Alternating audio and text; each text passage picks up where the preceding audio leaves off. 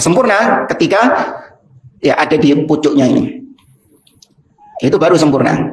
Ketika ditambahi sama air, ya, yang tumpah ini adalah yang di dalam air ini kan, yang di dalam gelas ini kan. Paham nggak? Ini kalau saya tambahi air, maka yang ada di sini ini akan keluar. Nah, itu hakikatnya. Ketika bid'ah dimasukkan ke dalam Islam, maka sunnah ini akan keluar. Ya, sunnah ini yang akan keluar. Ya, ketika bid'ah dimasukkan sini, maka sunnahnya yang keluar. Nggak akan mungkin bisa bersatu antara sunnah dengan bid'ah.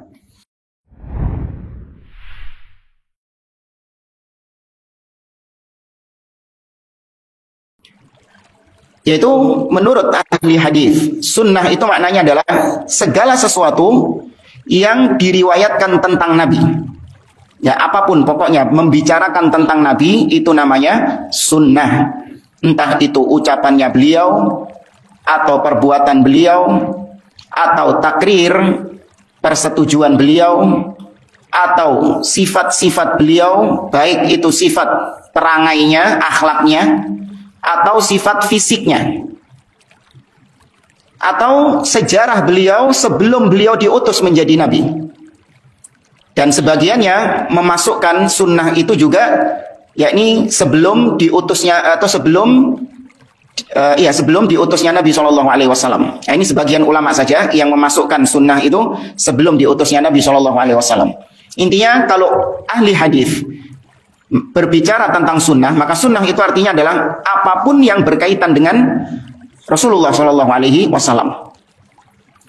Wahia indal usuliyin, adapun kalau sunnah ini dibicarakan oleh para ulama usul, yakni para ulama-ulama al-usul, beliau atau para ulama-ulama usul menegaskan bahwa sunnah itu adalah qaulun Nabi Shallallahu Alaihi Wasallam wa fi'luhu wa taqriruhu. Sunnah itu artinya adalah ucapan Nabi, perbuatan Nabi, dan ketetapannya Nabi. Wa yakhtalifuna fil ham, fayudkhiluhu ba'duhum fiha wa yarudduhu ba'duhum fiha. Nah, para ulama usul mereka berbeda pendapat tentang keinginan Nabi. Apakah keinginan Nabi ini masuk di dalam lingkup sunnah? Sebagiannya memasukkan, sebagiannya tidak memasukkan. Intinya para ulama usul ini mereka hanya melihat ucapan Nabi, perbuatan Nabi, dan persetujuan Nabi untuk kemudian dibangun di atasnya kaidah-kaidah usul. Ya, untuk kegunaannya itu dibangun di atasnya kaidah-kaidah usul. Maka ini lebih menyempit lagi daripada yang sebelumnya. Ya, lebih mengerucut lagi daripada yang sebelumnya. Wa indal fuqaha, adapun menurut para ulama ahli fikih, sunnah itu adalah ma yuqabilul wajib. Sunnah itu yang menjadi sandingannya wajib. Wa hiya ma dallal khitab ala talabihi talaban ghairu jazim. Yakni dalil-dalil yang menunjukkan perintah, yang menunjukkan tuntutan, namun tidak ditekankan.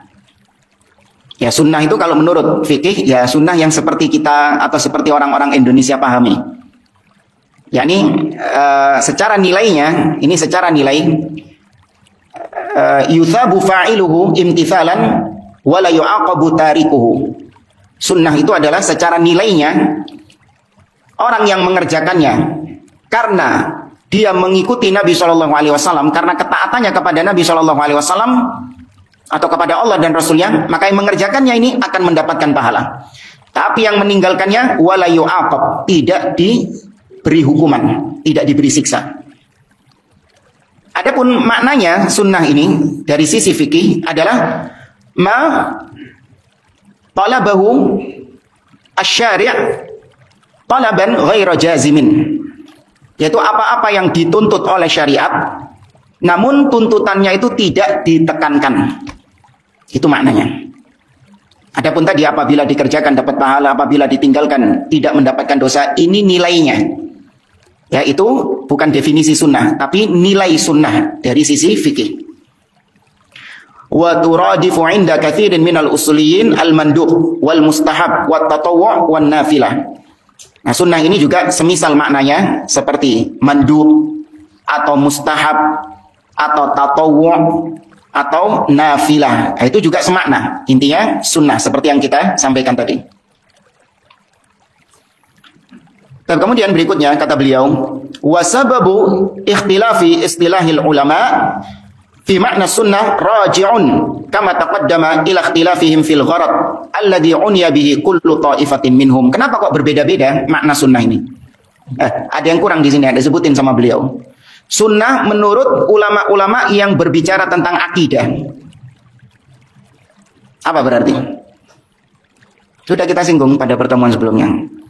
Kalau ada ulama membahas tentang akidah, maka sunnah yang dimaksud di situ adalah lawan dari bid'ah. Ya, sunnah yang dimaksud di situ adalah lawan dari bid'ah. Makanya ketika disebut ahlus sunnah, berarti orang-orang yang berjalan di atas ajarannya Nabi, bukan berjalan di atas bid'ah. Jangan dibilang ahlus sunnah itu yang cuman ngerjakan yang sunnah-sunnah saja. Jadi kalau sholat, cuman sholat qobliyah sama ba'diyah saja. Sana ahlus sunnah. Puasanya cuman puasa Senin Kemis. Ramadan gak poso. Karena bukan ahlul wajib. Iya. Nah, itu ada jokes dari ahlul bid'ah. Kayak gitu.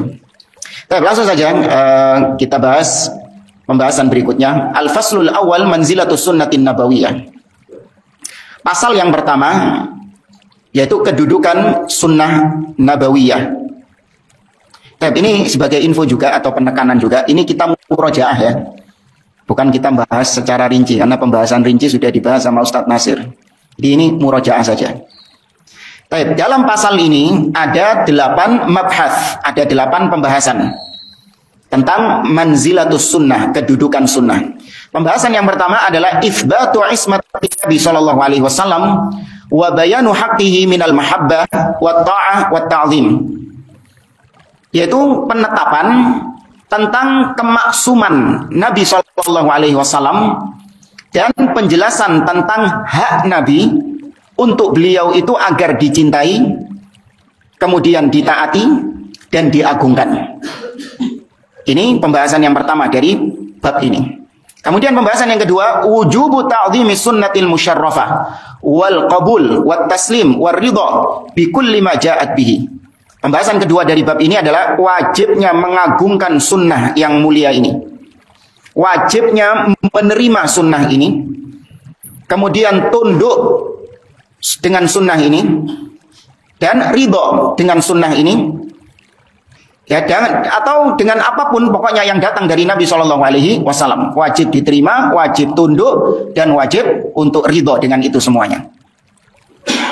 Kemudian yang ketiga, ada mutaqaddum baina yadayillahi wa rasulihi Shallallahu Alaihi Wasallam.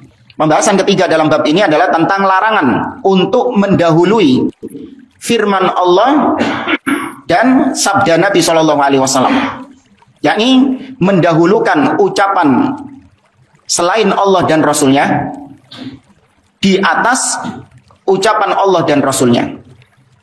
Ya, ini pembahasan yang ketiga. Pembahasan yang keempat, bayanu syarafi ilmil hadith wa makanatul muhadditsina fil ummah. Pembahasan yang keempat adalah penjelasan tentang mulianya ilmu hadis dan juga kedudukan para ahli hadis di tengah umat. Pembahasan yang kelima, bayanu manzilatis sunnah fil Qur'anil Karim, penjelasan tentang kedudukan sunnah di dalam Al-Qur'an. Pembahasan yang ketujuh, bayanu manzilatis sunnah fil haditsin nabawi, penjelasan tentang kedudukan sunnah di dalam hadis Nabi sallallahu alaihi wasallam. Kemudian yang ketujuh, bayanu manzilatis sunnah inda sahaba wat tabi'in wa man ba'dahum, penjelasan tentang kedudukan sunnah oleh para tabi'in, di sisi para tabi'in atau para sahabat, para tabi'in dan generasi setelahnya. Dan yang terakhir, ijma'ul ummah ala manzilatis sunnah, kesepakatan umat tentang mulianya kedudukan sunnah ini. Dan ini 8 pembahasan dalam bab ini. Baik, langsung saja masuk ke al-mabhatul awal, pembahasan yang pertama, itsbatu ismatin Nabi sallallahu alaihi wasallam wa bayanu haqqihi minal mahabbah wa ta'ah wa ta'zim. Penetapan tentang kemaksuman Nabi Muhammad SAW dan penjelasan tentang hak beliau untuk dicintai, untuk ditaati, dan untuk diagungkan. Dan kata beliau, innallaha ta'ala lamma khalaqal khalqa lam yakhluq al-khalqa abathan. Sesungguhnya Allah Subhanahu wa taala tidaklah menciptakan makhluk dengan sia-sia, dengan percuma. Bal khalaqahum li hikmatin 'azimah wa hiya ibadatuh. Akan tetapi Allah Subhanahu wa taala menciptakan makhluknya dengan hikmah yang sangat agung, yaitu agar mereka beribadah kepadanya. Qala jalla sya'nu, Allah berfirman, "Wa ma khalaqtul jinna wal insa illa liya'budun." Tidaklah aku ciptakan jin dan manusia kecuali agar mereka beribadah kepadaku. Liya'budun, kata Abdullah bin Abbas, liyuwahhidun, agar mereka mentauhidkan aku. Walam yatruk azza wa jalla ibadahu hamlan, bal arsala ilaihim rusulah. Kemudian ketika Allah menciptakan makhluknya dan Allah inginkan, Allah jadikan tujuan diciptakannya makhluk itu untuk menyembahnya, maka Allah tidak begitu saja membiarkan makhluknya ditinggal dak. Oh, pokok ditinggal dak ya? Dibiarkan ya. Wis digeletakno ngono lah. Wis terus pokoknya kau nyembah aku gitu. Enggak. Allah nyuruh untuk beribadah kepadanya, tapi bukan berarti Allah membiarkan manusia beribadah dengan caranya sendiri. Namun Allah mengutus kepada mereka rasul-rasulnya. Allah berfirman, "Walaqad ba'atsna fi kulli ummatin rasula an i'budullah wajtanibut taghut." Sungguh kami telah mengutus pada setiap umat seorang rasul. Yang seruan mereka, seruan para rasul ini kepada umatnya, an i'budullah, sembahlah Allah dan jauhkan diri kalian dari taghut, segala sesuatu yang disembah selain Allah. Wa ja'alallahu Muhammadan sallallahu alaihi wasallam khatamar rusul. Kemudian Allah menjadikan Nabi sallallahu alaihi wasallam sebagai penutup para nabi dan rasul. Arsalahu lin-nasi kafa. Allah mengutus Nabi Muhammad sallallahu alaihi wasallam kepada manusia secara total. Ya, secara umum. Sebagaimana atau tidak sebagaimana nabi-nabi sebelum beliau yang diutus hanya kepada umatnya masing-masing. Kata Nabi sallallahu alaihi wasallam, "Kanal anbiya bu'ithu ila qaumihim khassah wa bu'ithu ila an-nasi 'ammah." Dahulu para nabi sebelumku mereka diutus kepada kaumnya secara khusus, akan tetapi aku diutus oleh Allah kepada seluruh manusia secara total. Wa akmala lahu wa li ummatihi din, dan Allah menyempurnakan bagi Nabi sallallahu alaihi wasallam dan bagi umatnya Allah sempurnakan agama ini. Wa atamma alaihim an-ni'mah, dan Allah sempurnakan atas mereka nikmat-nikmatnya. Wa khassahu ta'ala wa jalla bi khasa'isa mayyazahu biha ala jami'il anbiya war rusul. Dan Allah khususkan Nabi sallallahu alaihi wasallam dengan kekhususan-kekhususan yang menjadikan Nabi istimewa. Yang Allah istimewakan Nabi sallallahu alaihi wasallam dengan kekhususan itu jika dibandingkan dengan nabi-nabi dan rasul sebelum beliau. Nah, ini sudah pernah kita bahas, apa tadi kekhususan, keistimewaan Nabi jika dibandingkan dengan nabi-nabi sebelum beliau. Ada 5 yang disebutkan oleh Nabi dalam satu redaksi hadis. Tadi sudah saya sebutkan satu. Ya, tadi sudah saya sebutkan satu, yaitu Nabi diutus kepada seluruh manusia, sedangkan nabi-nabi sebelum beliau diutus kepada kaumnya. 4 lagi apa?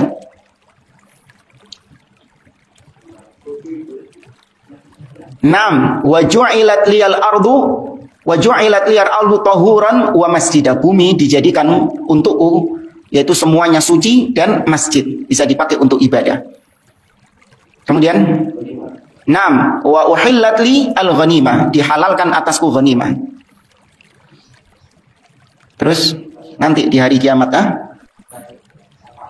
naam, asy-syafa'ah dan ar-ru'b, yaitu asy-syafa'atul 'uzma dan rasa takut ar-ru'b yang Allah berikan kepada musuh masirata syahr, 1 bulan sebelum perjalanan.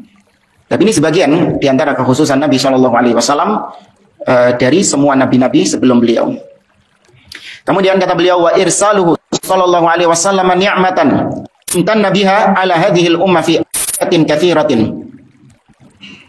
Dan diutusnya Nabi sallallahu alaihi wasallam itu adalah nikmat yang Allah anugerahkan kepada umat ini.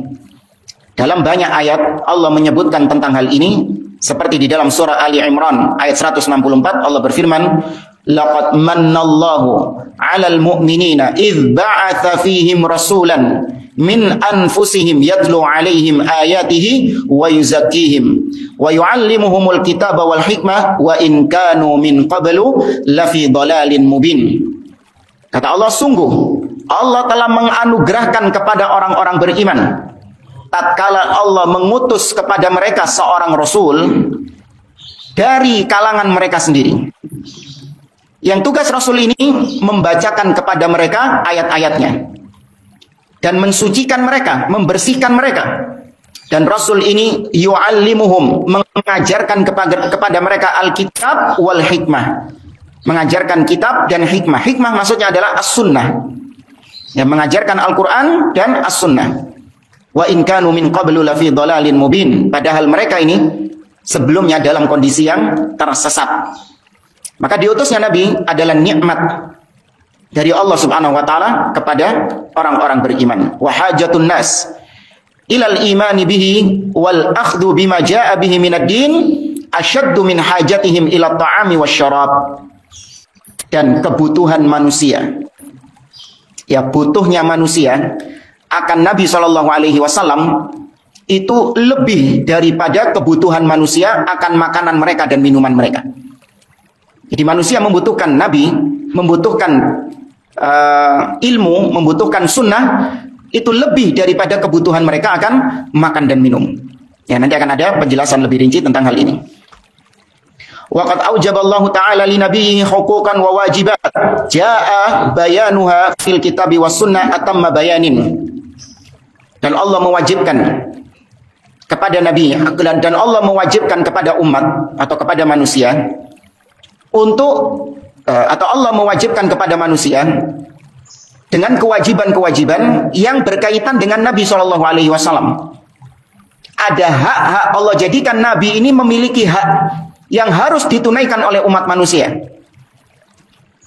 Yang mana hak-hak Nabi ini sudah dijelaskan oleh Allah Azza wa Jalla di dalam Al-Quran dan juga di dalam sunnah Nabi SAW dengan penjelasan yang sangat sempurna sekali. Apa hak Nabi yang harus kita tunaikan? Wa yalzam man yadinu bihadad din an yuhita bihadhihi al-huquq ma'rifatan wa yaltazimu biha i'tiqadan wa qawlan wa amalan. Maka wajib bagi siapapun yang beragama dengan agama ini, yakni bagi orang Islam, untuk dia mengetahui hak-hak Nabi SAW. Setelah dia mengetahuinya, dia komitmen dengan hak itu. Dia tunaikan hak Nabi SAW, baik secara keyakinan ataupun ucapan ataupun perbuatan. Ya, ada tuntutan secara keyakinan hak Nabi secara keyakinan, ada yang secara lisan dan ada yang secara perbuatan anggota badan. Maka semua itu harus ditunaikan hak-haknya itu. Wa jumlatul huquqil wajibah lahu raji'atun ila makna syahadati anna Muhammadan Rasulullah wa makna al-imani bihi. Dan hak-hak Nabi yang wajib kita tunaikan itu secara umum kembali kepada makna syahadat anna Muhammadan Rasulullah. Ya, kembalinya kepada makna syahadat asyhadu anna Muhammadan Rasulullah dan makna mengimani Nabi SAW. Itu berputar di situ. Idh makna syahadati anna Muhammadan Rasulullah, yakni makna asyhadu anna Muhammadan Rasulullah adalah tasdiquhu fima akhbar, membenarkan apapun yang dikabarkan oleh beliau, masuk akal ataupun enggak masuk akal. Sepanjang itu diinformasikan, dikabarkan oleh Nabi SAW, wajib dibenarkan. Nggak perlu diproses pakai akal. Masuk akal apa enggak? Nggak ada. Ini orang-orang liberal, Mu'tazilah, Jahmiyah, dan yang satu spesies dengan mereka, yang sukanya menimbang segala sesuatu dengan akal.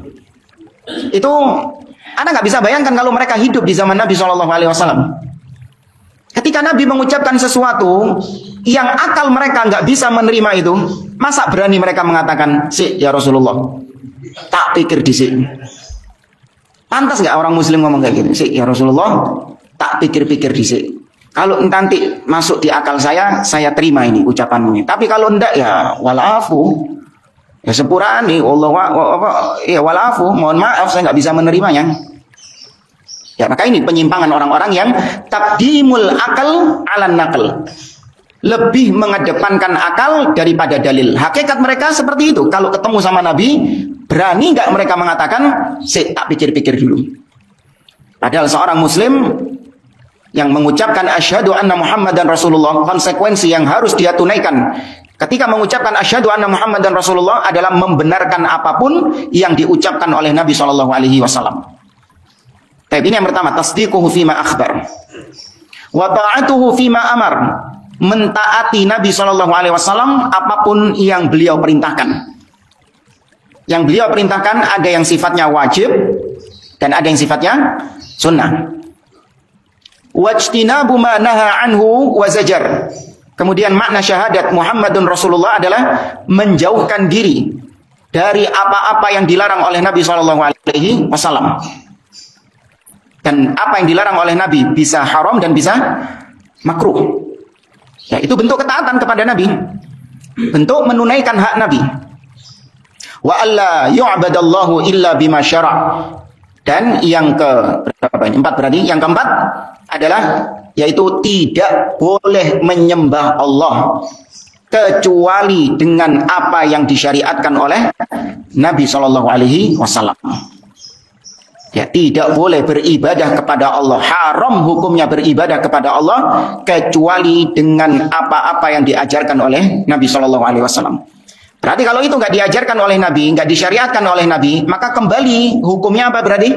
Ibadah kepada Allah terlarang, nggak boleh. Makanya dari sini para ulama membangun kaidah al-aslu fil ibadah al-man'u wal hadar. Hukum beribadah, ya hukum melaksanakan ibadah kepada Allah secara asal hukumnya adalah terlarang, nggak boleh, ya kecuali apabila ada dalil baru kemudian berubah statusnya menjadi disyariatkan. Antum kalau tadi melihat atau mendengarkan definisi beliau syahadat anna Muhammadan Rasulullah dengan 4 poin tadi, yaitu tasdiquhu fima akhbar, ta'atuhu fima amar, ijtinabu ma naha anhu wa zajar, wa alla yu'badallahu illa bima syara'. Ini antum dapati di dalam kitab apa? Pernah mendapatkan materi ini dalam kitab apa? Tapi ini juga disebut oleh Syekh Muhammad bin Abdul Wahab dalam kitab. Ada yang lebih ringkas lagi.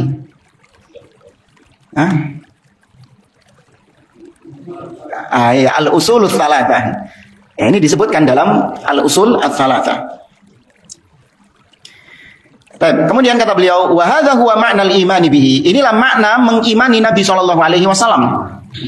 Yaitu tadi makna mengimani Nabi. Idzil imanu bihi yakni tasdiquhu wa ta'atuhu wa ittiba'u syari'atihi. Karena makna iman adalah tasdiq, membenarkan, kemudian ta'atuhu, mentaatinya, wa ittiba'u syari'atihi, dan mengikuti syariatnya. Ya, itu makna iman kepada Nabi SAW. Amma tasdiquhu fayatadamman itsbatu nubuwwatihi wa tasdiquhu fi ma jaa'a bihi wa anna ma jaa'a bihi min indillahi yajibu ittiba'uhu. Adapun makna dari tasdiq, membenarkan Nabi SAW, itu mencakup di dalamnya itsbatu nubuwwatihi, menetapkan kenabian beliau. Ini meyakini bahwa beliau adalah nabi yang diutus oleh Allah Azza wa Jalla. Kemudian tasdiquhu fi ma jaa'a bi, membenarkan apapun yang dibawa oleh Nabi SAW, baik ucapannya, perbuatannya, dan yang lainnya dibenarkan.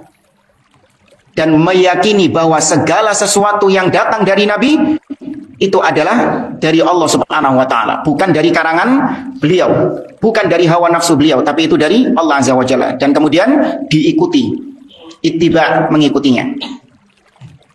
Wa amma ta'atuhu wa ittiba'u syari'atihi, adapun mentaati Nabi dan mengikuti syariatnya, fata'ni al-inqiyad lahu sallallahu alaihi wasallam bi fi'li ma amar wa ijtinabi ma naha anhu wa zajar imtithalan liqaulihi ta'ala. Adapun mentaati beliau dan mengikuti syariatnya, maksudnya adalah patuh kepada beliau, mematuhi beliau dalam melaksanakan apa-apa yang diperintahkan beliau dan meninggalkan apa-apa yang dilarang oleh beliau.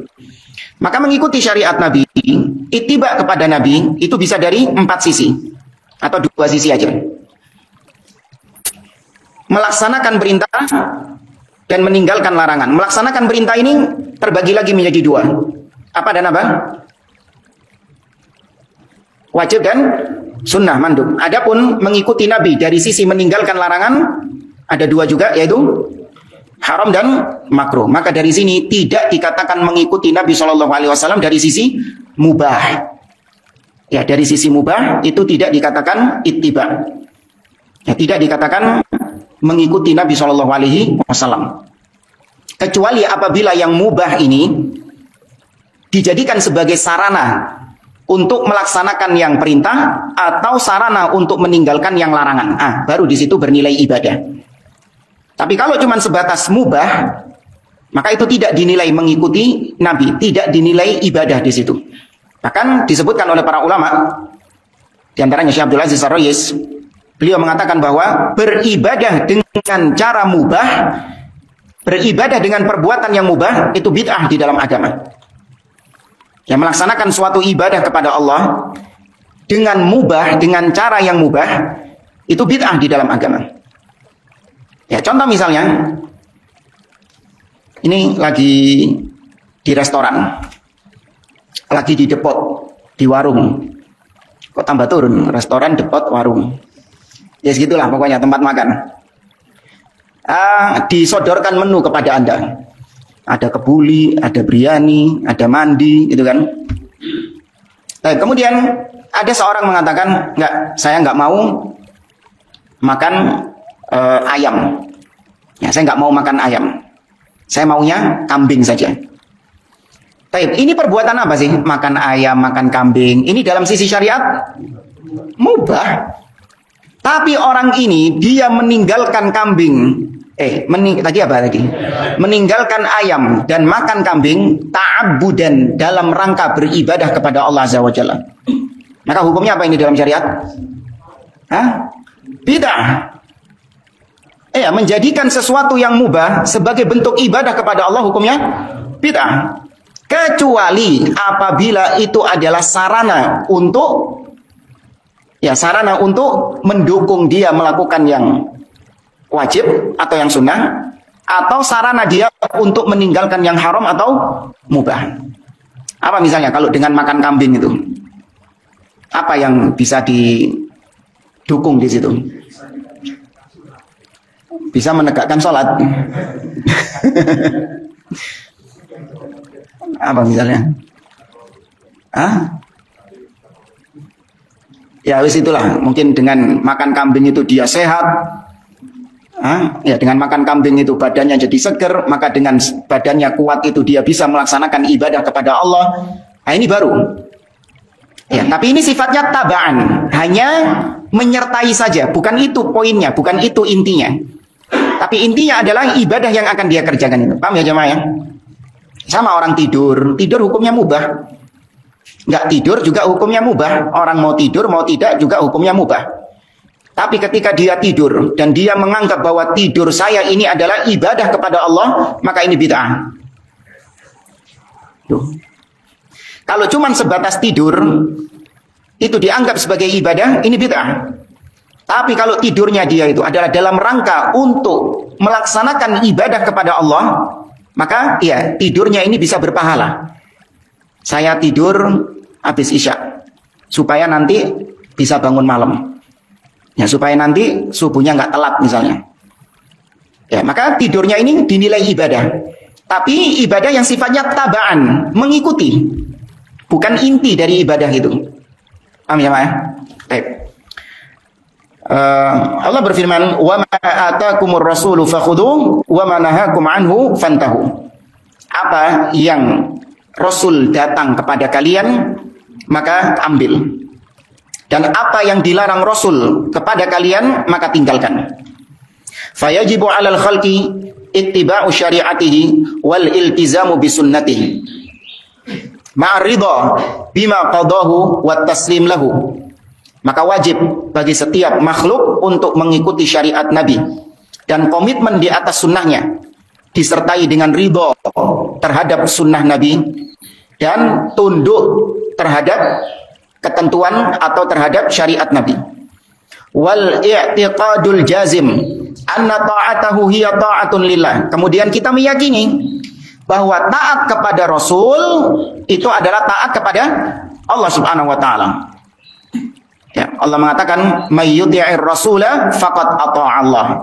Dalam surah An-Nisa, barang siapa yang taat kepada Rasul, sejatinya dia taat kepada Allah Subhanahu wa taala. Karena nggak bisa kita taat kepada Allah kecuali dengan taat kepada siapa?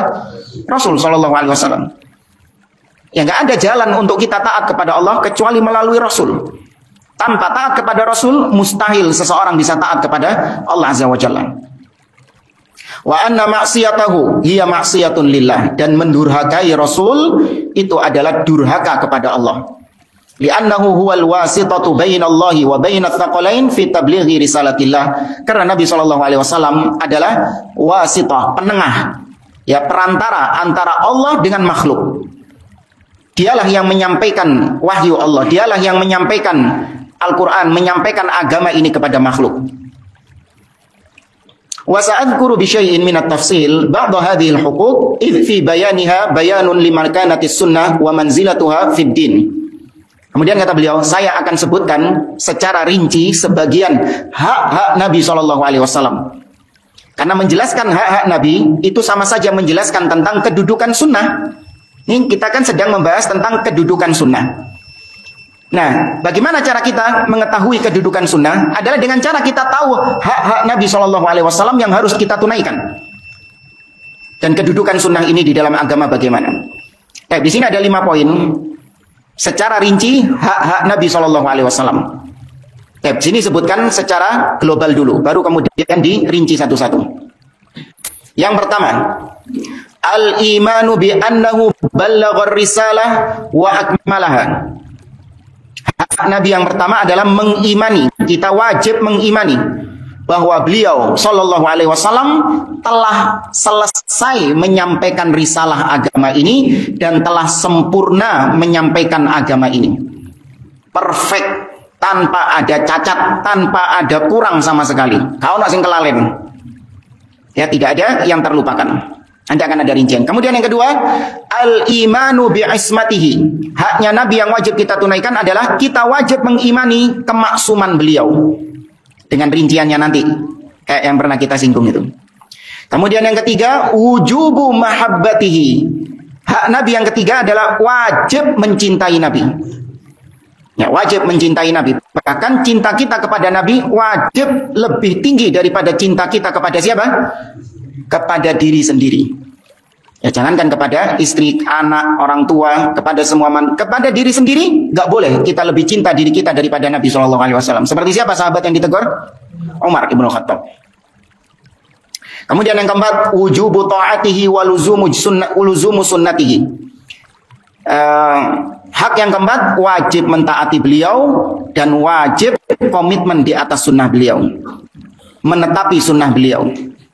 Yang kelima, wujubu ta'zirihi wa tauqirihi wa ta'zimihi.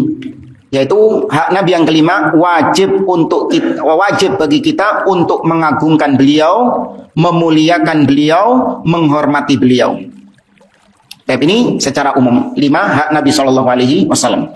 Sekarang kita rinci. Yang pertama, al-imanu bi annahu ballaghar risalah wa akmalaha. Mengimani bahwa Nabi telah selesai menyampaikan risalah agama ini dan telah sempurna atau telah menyempurnakannya. Apa dalilnya? Masa nggak apa? Iya. Senangnya nyebut surat sama nomornya. Posisinya enggak. Jadi kan disebutkan apa dalilnya? Itu yang paling bagusnya adalah sebutkan ayatnya langsung. Al-yauma akmaltu lakum dinakum wa atmamtu alaikum ni'mati wa raditu lakum al-islam madinah. Itu ketika disebutkan apa dalilnya, maka yang paling sempurnanya adalah sebutkan ayatnya. Al-yauma akmaltu, bacakan ayatnya. Kalau nama surat ataupun nomornya Iya gampang itu. Apalagi sebelah kanan kiri atas bawah samping kiri pojok kanan kiri atas. Ini nggak ada para ulama yang lebay kayak gitu. Iya. Baik, al-yauma akmaltu lakum dinakum wa atmamtu 'alaikum ni'mati wa raditu lakumul Islam madina. Pada hari ini telah aku sempurnakan bagi kalian agama kalian, aku cukupkan nikmatku atas kalian dan aku ridhoi Islam sebagai agama kalian. Baik, kata beliau, wa hiya syahadatun minallah ta'ala li nabiyhi sallallahu alaihi wasallam ala tablighihi lamma arsalahu atamma tabligh wa akmalahu. Ini ayat ini adalah persaksian dari Allah Subhanahu wa taala kepada Nabi sallallahu alaihi wasallam bahwa Nabi telah divonis sama Allah, telah ditetapkan oleh Allah, telah dipersaksikan oleh Allah bahwa beliau sudah menyampaikan agama ini. Ketika Allah mengutus nabinya, beliau sudah menyampaikan agama ini wa atamma tabligh wa akmalahu, dengan penyampaian yang sempurna. Karena yang mempersaksikan siapa? Allah Subhanahu wa taala, bukan manusia.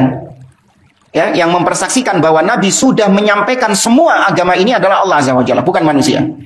Wa wajhu dalalah minal ayati ala dzalik anna Allah akhbara annahu akmala ad-din wa innama kamula bima ballaghahu idzid dinu lam ya'rif aw lam yu'raf illa bitablighihi. Sisi pendalilan dari ayat ini adalah bahwa Allah mengabarkan kepada kita bahwa Dia telah menyempurnakan agama. Dan sudah disempurnakan agama ini, yaitu dengan cara disampaikannya agama ini. Karena agama tidak akan sempurna kecuali dengan disampaikan. Nah, ya kan? Ini adalah proses yang proses satu jalur ini. Tidak akan mungkin agama menjadi sempurna kecuali apabila didahului dengan apa? Tabligh, menyampaikan risalah ini. Ya. Fa'ulima min dzalik annahu sallallahu alaihi wasallam qad ballagha jami'ad din alladhi syara'ahu Allahu li'ibadihi. Maka diketahui dari sini bahwa Nabi sallallahu alaihi wasallam telah menyampaikan semua bagian dari agama ini yang telah Allah syariatkan kepada hamba-hambanya. Antum kalau misalnya benar-benar memegang ayat ini, maka antum bisa mematahkan semua hujah-hujah ahlul bid'ah. Dalil apapun yang dibawakan oleh mereka, bid'ah apapun yang dibawakan oleh mereka, ketika kita tabrakkan dengan ini, runtuh semuanya. Ya, runtuh semuanya.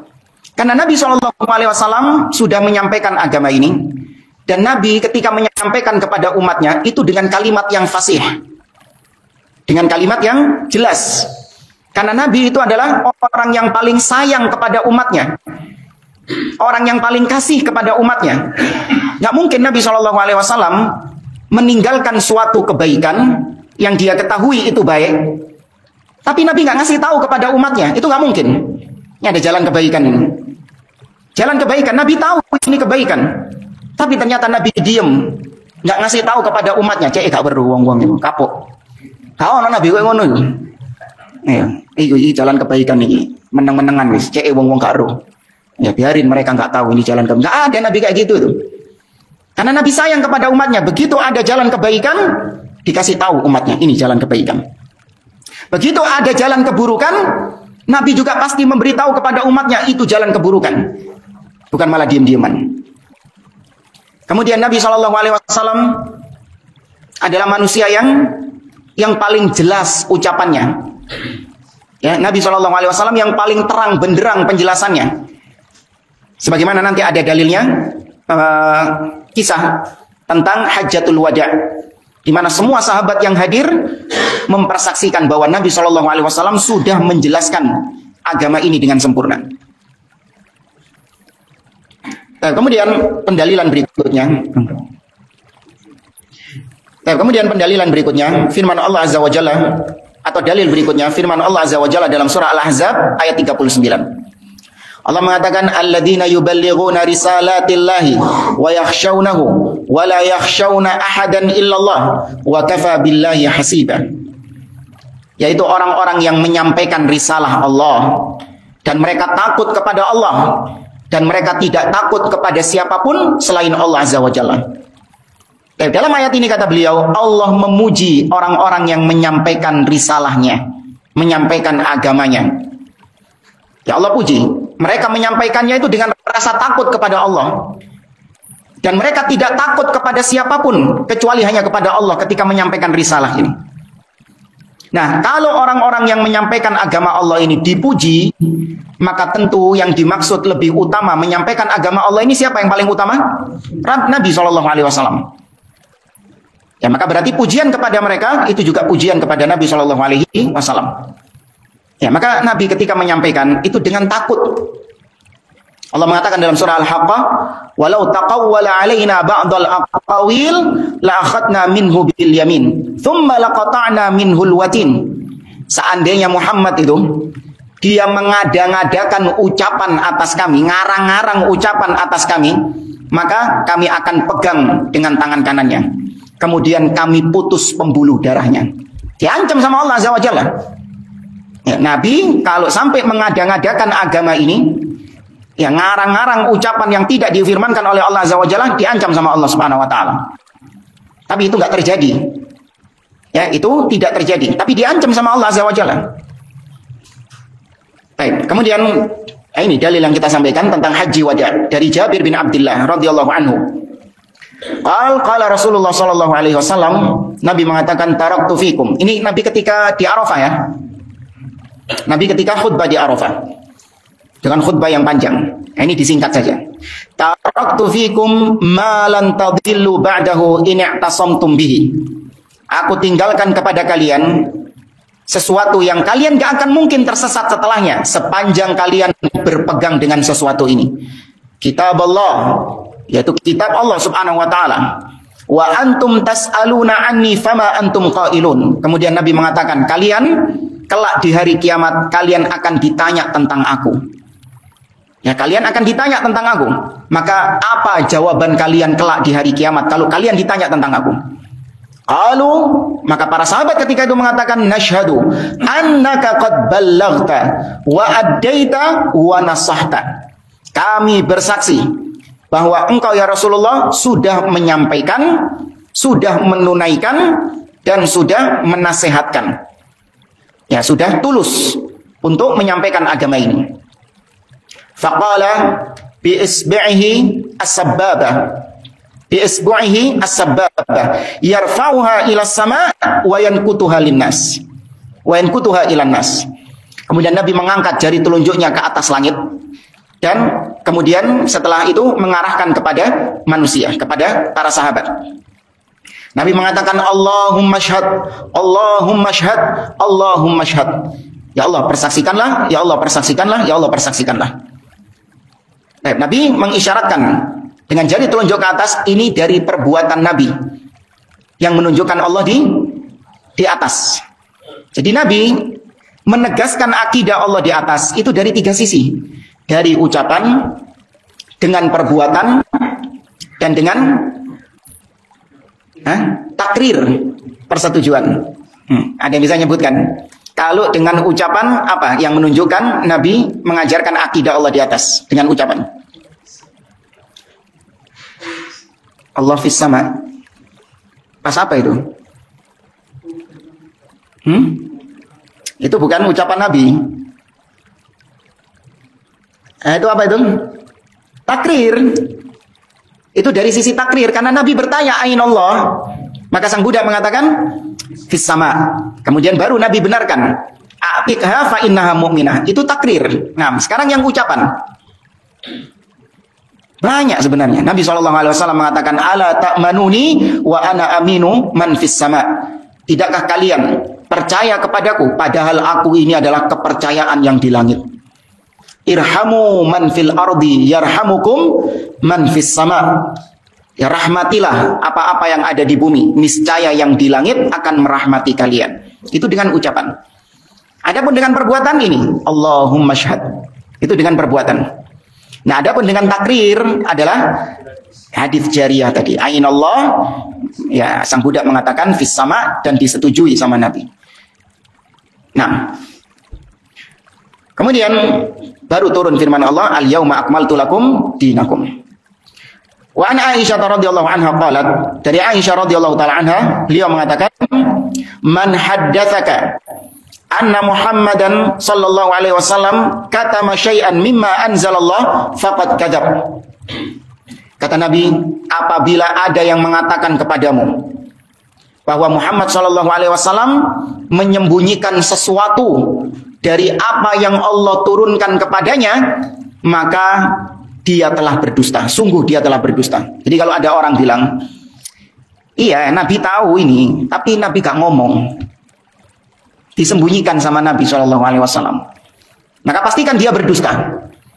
Wallahu yaqul, karena Allah Azza wa Jalla mengatakan dalam surah Al-Maidah ayat yang ke-67, ya ayyuhar rasul balligh ma unzila ilaika mir rabbik wa illam taf'al fama ballaghta risalata. Wahai rasul, sampaikan, ya baligh, sampaikan apa yang Allah firmankan kepadamu, apa yang Allah turunkan kepadamu. Kalau kau tidak menyampaikannya, maka berarti kau tidak menyampaikan risalah Allah.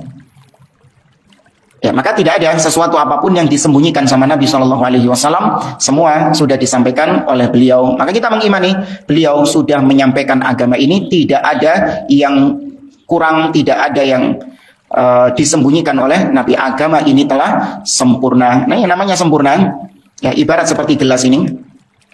Nah, sempurna ketika ya ada di pucuknya ini. Itu baru sempurna. Ketika ditambahi sama air, ya, yang tumpah ini adalah yang di dalam air ini kan, yang di dalam gelas ini kan.